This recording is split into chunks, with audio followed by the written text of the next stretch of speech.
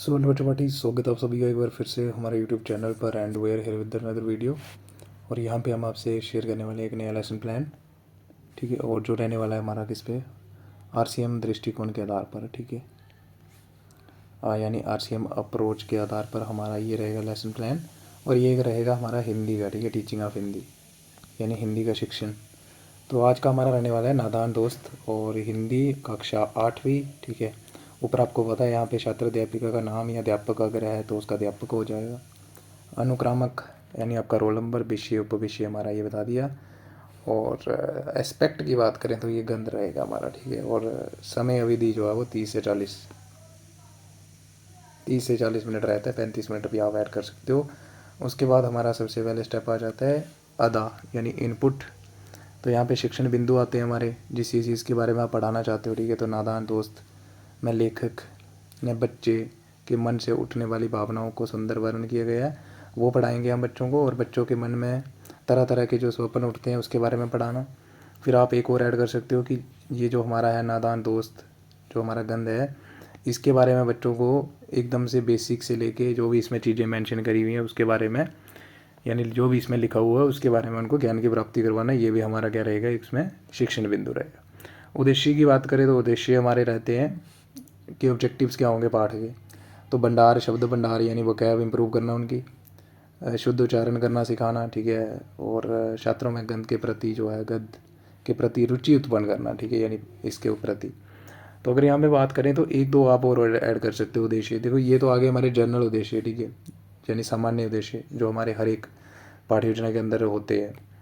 लेकिन आप इसमें ना कुछ विशेष उद्देश्य भी डाल सकते हो, जैसे कि जो ये हम पढ़ने वाले हैं गद्य, इसमें से जो भी नए शब्द आएंगे उस पर वाक्य बनाना है ना।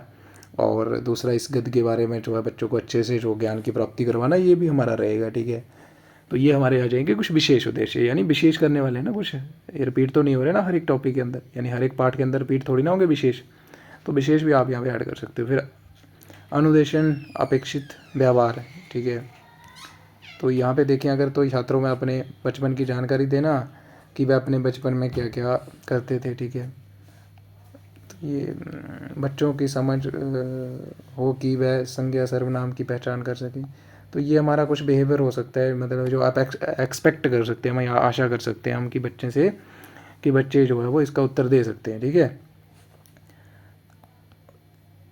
यानी ये चीज़ें इस पार्ट को डिलीवर होने के बाद बच्चे कर पाएंगे। अपेक्षित व्यवहार बोलते हैं उसको। ठीक है, तो आप और भी कर सकते हो कि बच्चे जो है वो ये जो हमारा गद्य है इसके बारे में बता पाएंगे, इसमें किस चीज़ का उल्लेख किया गया है, वो सारी चीज़ों के बारे में बता देंगे। तो ये भी हमारा अपेक्षित व्यवहार हो सकता है।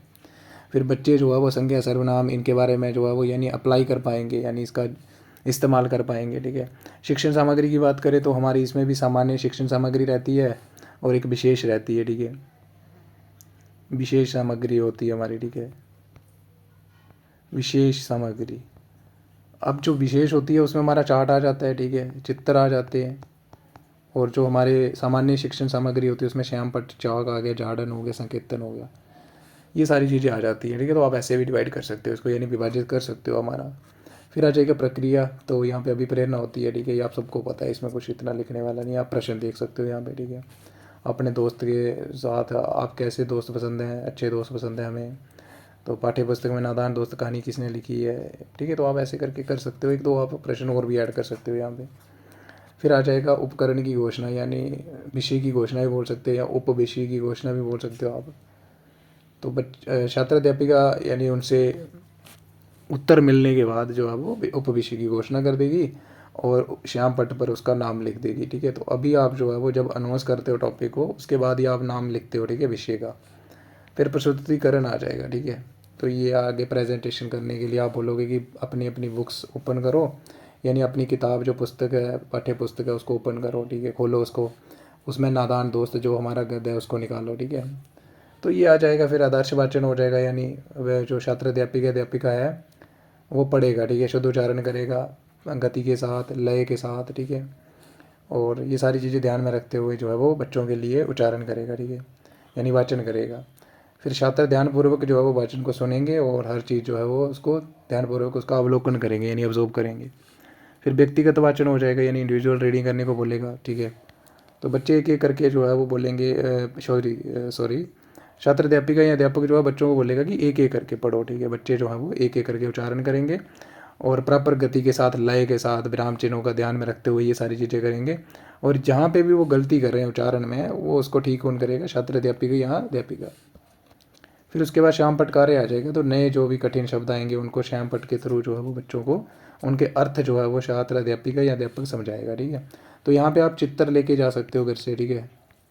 चित्र दिखाओगे आप और पूछोगे कि बताओ ये चित्र क्या कर रहा है, ठीक है, ये क्या दर्शा रहा है चित्र।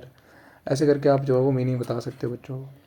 फिर मौन वाचन करने को बोलेगी बच्चों को, ठीक है। एंड देन समापन हो जाएगा हमारा। तो बच्चों इसमें समापन में तो आप सबको पता यही होता है कि बच्चों आज हमने इसके बारे में पढ़ा।